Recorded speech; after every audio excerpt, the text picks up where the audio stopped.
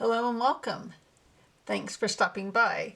This is another VR to Rumor Haven's Tarot Tag Seance Circle spread, and I've tweaked it some to do it more as a message from ancestors. So these are some of the books that I used as references for kind of tweaking this spread. So I kind of wanted to go through the books a little bit first because I like all these books. So this has, we'll start at the beginning. These are the chapters. Let's see, do we need to zoom in? We need to. Center. So this isn't tarot specific, although it does have a whole section on the tarot cards and a spirit message that each of them means, and it's for all the cards in the tarot, all 78. So I referenced a smattering of things in here. There's some spreads in here, and I kind of took some of my ideas from these spreads and the card positions, and then we're going to reference the card meanings in this when we get to the readings. And then there's the Ancestral Tarot. So this has working with your spirit guides, meeting the family. So this is a lot about working with your ancestors. So there's just a smattering of different things in here that sort of just incorporated into the ideas of what I did with this spread. So this is a really cool book too. And then there's the Ancestral Grimoire, which is more of a workbook.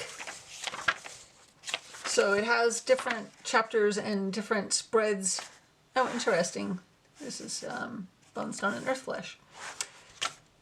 And the Relative Tarot. It does go through the cards. It's sort of interestingly spread out through the book. It's very cool. It is more of a workbook though. And then I have the Antiquarian Tarot, and so I also used I just kind of referenced how the cards are interpreted through this lens of the Antiquarian Tarot. I'm not using the Antiquarian Tarot in this spread, but this is a really cool book, and I did use some of the ideas in it. And then there's the Relative Tarot, which is more about your birth cards and your card of the year, figuring out where your birth card is. And so it talks about once you figure out your birth card number, like mine is 22, which equals the Fool, because you'd have to subtract 22 from that, because there is no 22. But it's also, if you reduce it down more, it's the Emperor. And then there is a shadow card of that, which is the other major arcana, which could be reduced to 4, which is Death, which is 13. So this book talks about that. And I actually have another book that talks about your birth cards as well, by Mary K. Greer.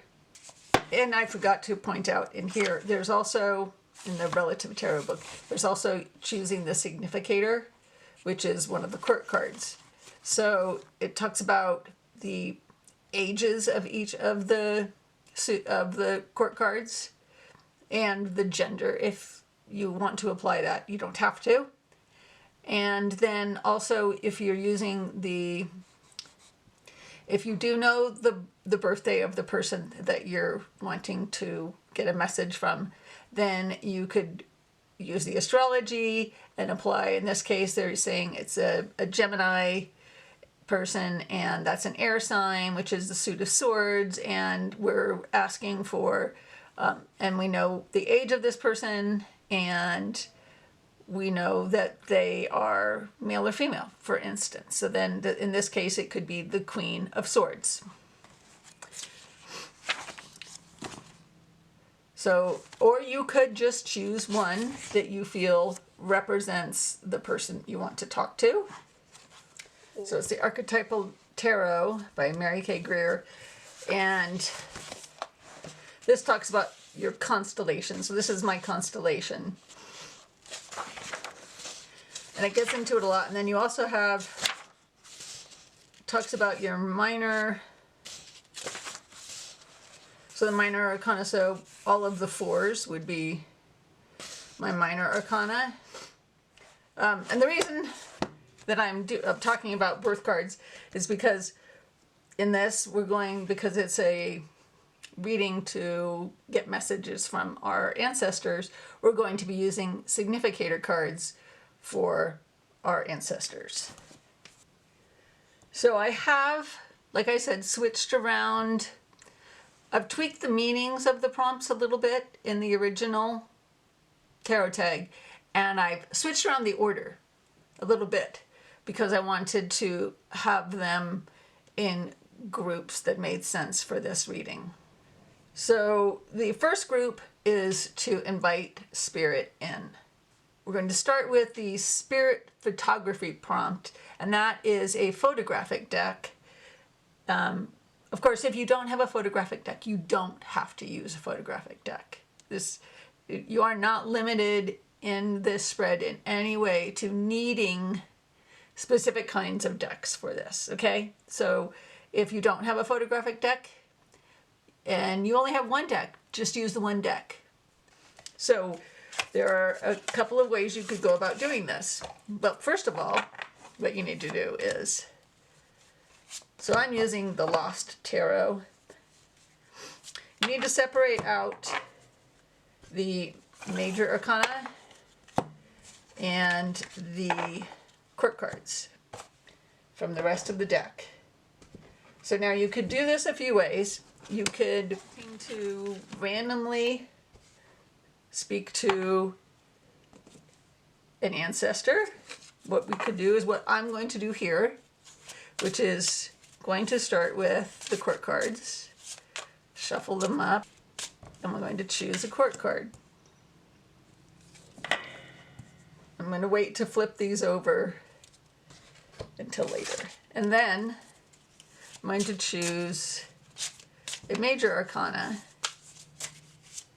so we can get a little bit more information about this ancestor that we are going to invite in to give us a message. And then the next card we're going to pull is a personal item. It's a deck of items. I'm using the Memento Mori. You can use any deck that has items in it, or you could just use a regular tarot and just like focus on an item in the card. And this is an item to summon spirit.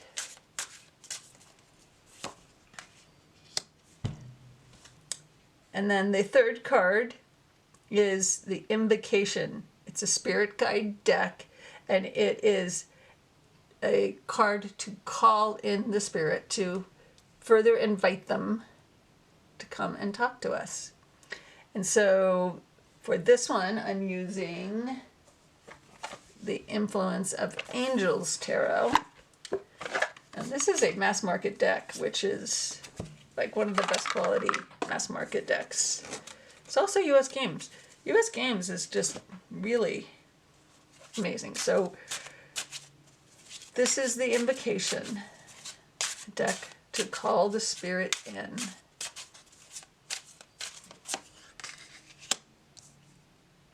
And the next prompt is Poltergeist. This is a deck that is cheeky and mischievous. And this is to ask spirit, how do you show up in my life?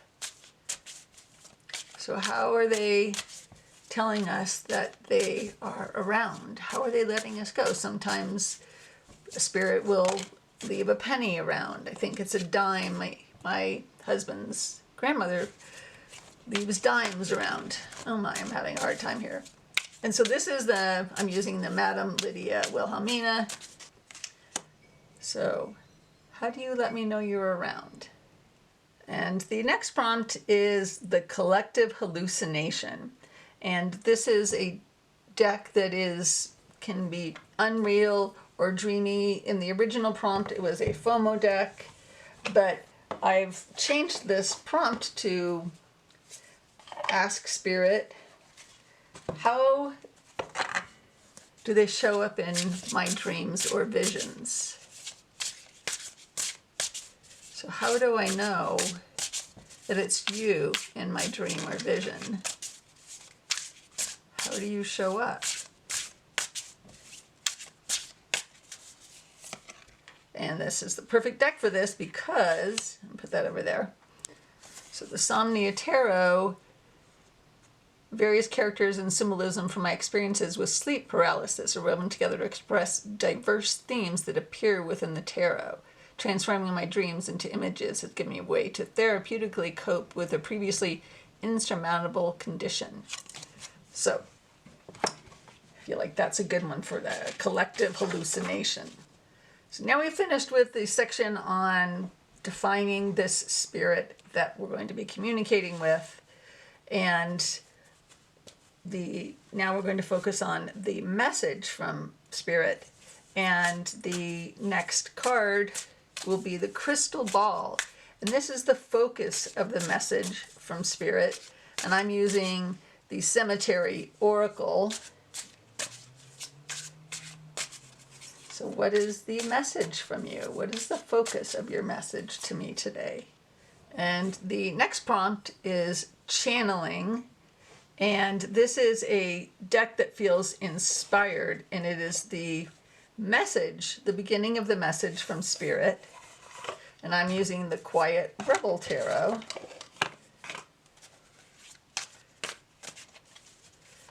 It feels a little fun, and it has keywords on the cards, so I felt like that was an easy way to ease into the message from our spirit.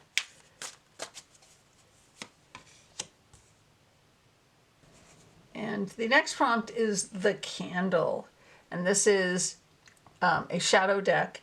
It is a deck that sheds more light on the message from Spirit. It's the clarifier card, if you will, and I'm using the Tarot of the Abyss, and I've colorized mine just a little bit. So, what more can you tell me about your message to me?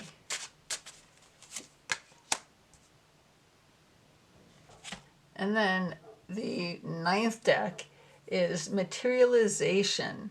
It's a deck that is supernatural and in nature, and this is asking, how can I manifest your message in my life? So it's further clarification on how to use the message from Spirit, and I'm using the Boo Tarot because it has little ghosts. They're manifested. Okay. How can I manifest this message? How can I materialize it? And then our last card is from a deck that is uplifting and healing for our closing and cleansing. And this is our card to say goodbye and thank you to Spirit. And maybe have a little bit more of a closure on the message from them. And so this is the Guardian Angel Tarot. It has the meaning right on the card, and it's a very healing deck. I use this almost every night as my nightly pull. So I'll put that there for now. Okay, so let's start our reading. I will be referring to a lot of the books I've showed and the guidebooks for the different decks as we go along. So let's find out who is going to be talking to us. So we have the Knight of Cups and the Tower. Feels very Knight of the Round Table with this with the cup here. It's like the Holy Grail. But let's see. Let's start with the Lost Tarot Guidebook and see what they say about the Knight of Cups. So the Knight is a hopeless romantic, a visionary. No dream is too small and no quest is impossible. He is impelled by the desires of his heart, and once his heart is set on something, he will pursue it with his body, mind, and soul. The Book of Seances say about the Knight of Cups. So the Knight of Cups, the age or maturity level is young adult. The zodiac is Pisces. The personality traits erratic, friendly, jovial, clingy, tactless. The Knight of Cups is a friendly and gregarious personality type in life. They pursued many different passions and dreams, and there was no limit to their emotional depth. Unfortunately, nothing and nobody could truly live up to this knight's ideals and fantasies, so they may have faced repeated disappointments. The Tower, the spirit message. The death associated with this spirit was violent and unexpected. It could have been in a building collapse or some sort of workplace injury, or maybe even a shooting. This spirit likes to remind us to live our lives to the fullest because death could come knocking at any time.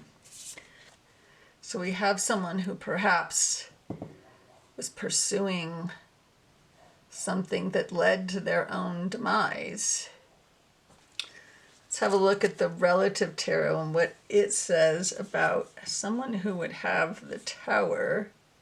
Okay, so the Tower reduces to 7. So it is, so if you're a 16-7, which this person would be, the inner expression is the Chariot, and the outer expression, open shadow, is the Tower. So the Tower, cycles of ruin, restoration, and repurposing, toppling of old beliefs and unstable foundations. And then the Chariot would be a warrior, mastery, triumph.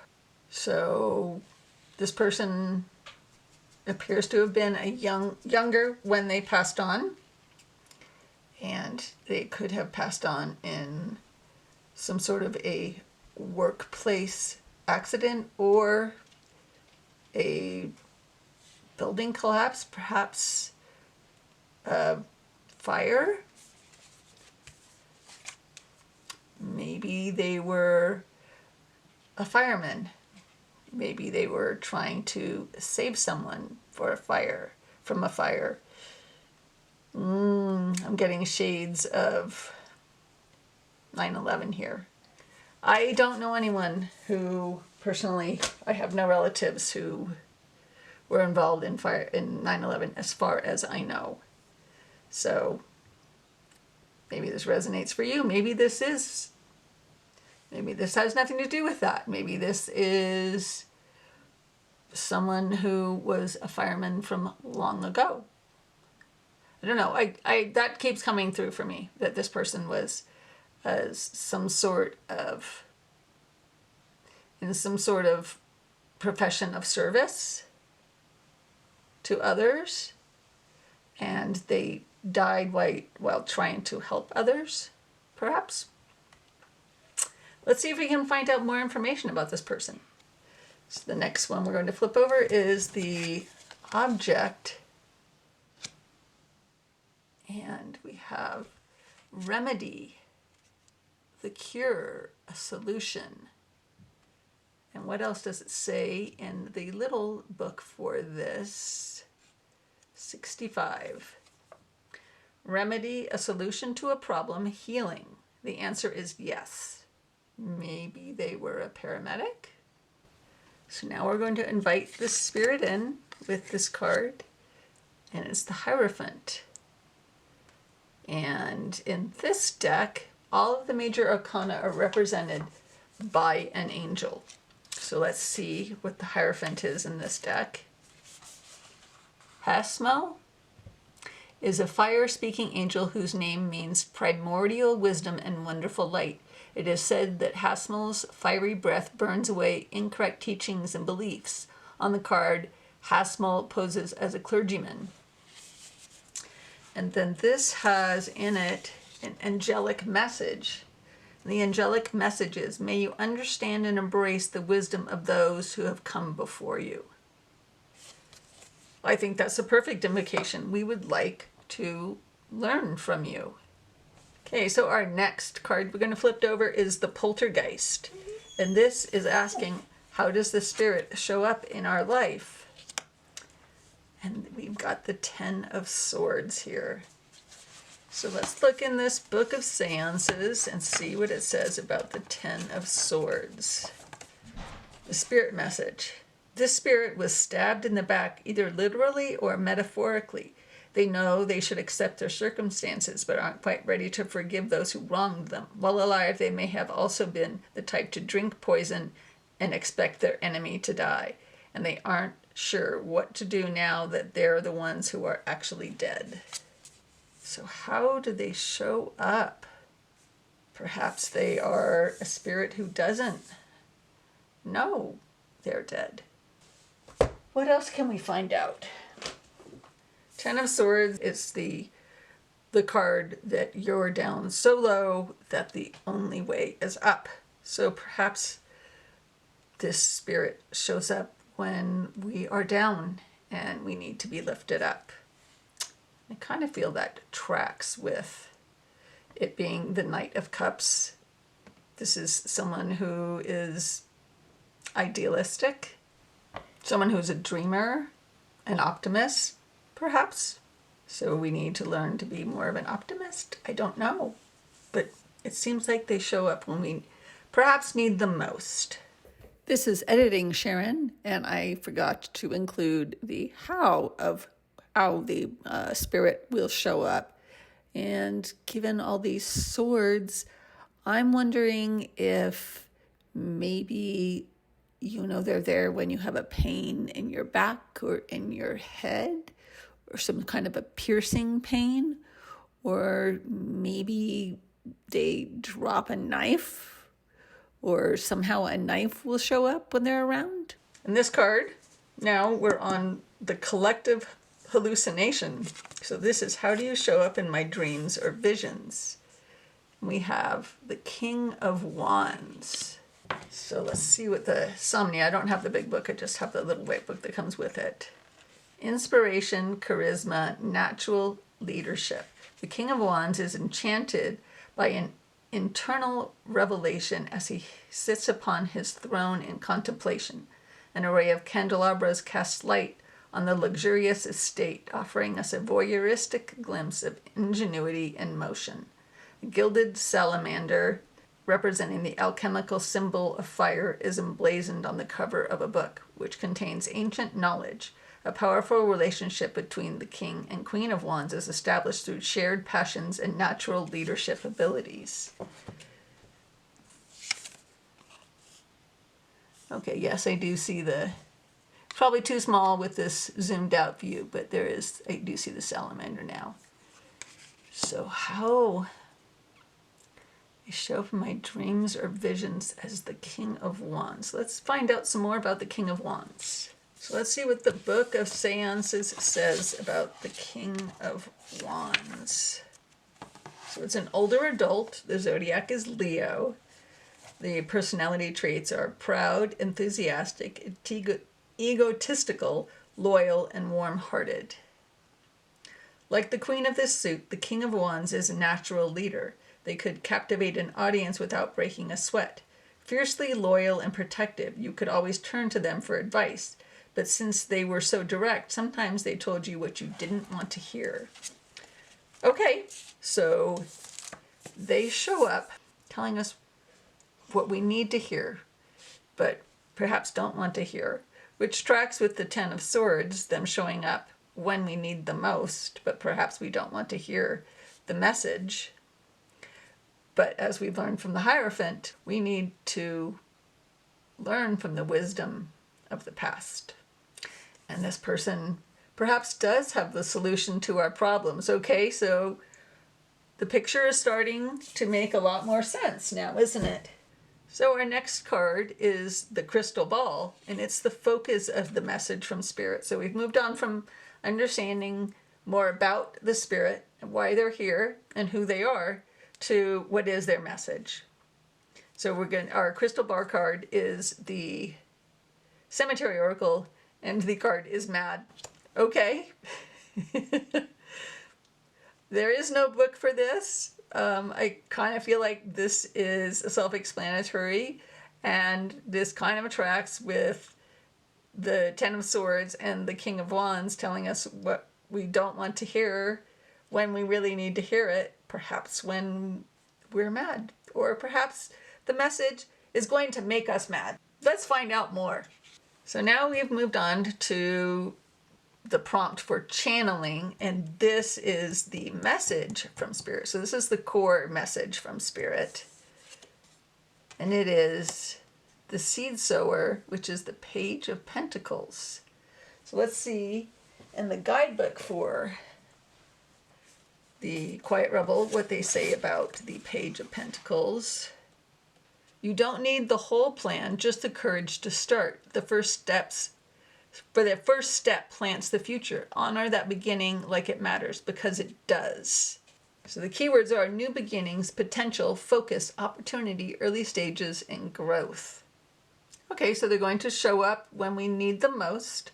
They're going to give us some wisdom that we might not want to hear, might make us mad. It is going to set us on the right track. So now we have the Candle.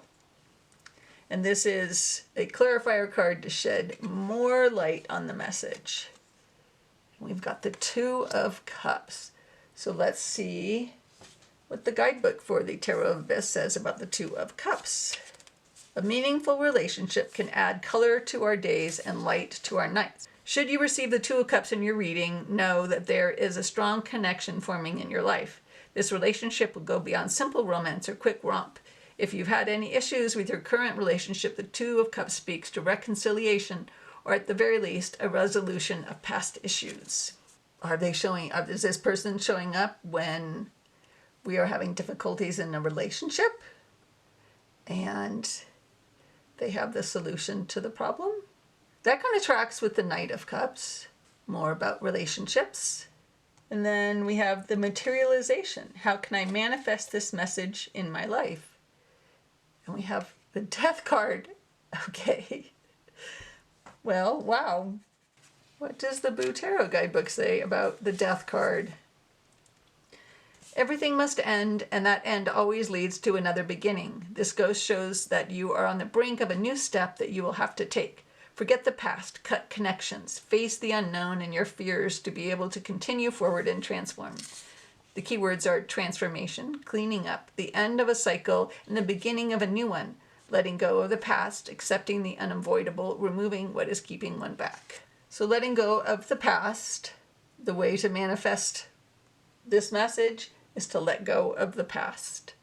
That makes perfect sense. Don't hold on to grudges. So now we want to thank Spirit, get a closing message, close out our reading. We appreciate that Spirit has brought this message to us, and it is the Eight of Cups. It is about moving on from emotional things that no longer serve us. So what does it say on the card? You feel a deep longing for something meaningful in your life. In your heart, you know that there's more out there waiting for you in the world. It may be time to switch careers, move to a new home or city, or initiate other important changes. Do what's right for you and seek out your magical new life. Okay, this was very cool. I wasn't sure how this was going to work out. I just knew I wanted to try it. So I hope you enjoyed that. Let me know what you thought of this, and let me know if you are going to try this reading, or if you have tried it after you've watched this video. Let me know how that worked out for you. Thanks for watching. Take care of yourself. Have a nice day. Bye.